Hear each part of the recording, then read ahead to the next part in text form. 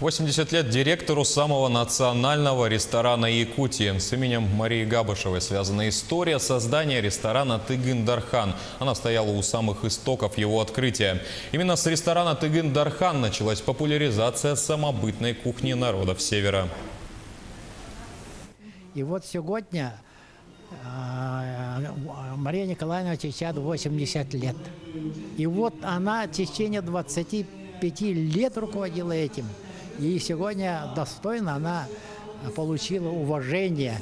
У нас вот сегодня общепит нашей республики очень развито. Среди вот этих они приняли все опыт ресторана «Тыгын-Дархан» нашей республики.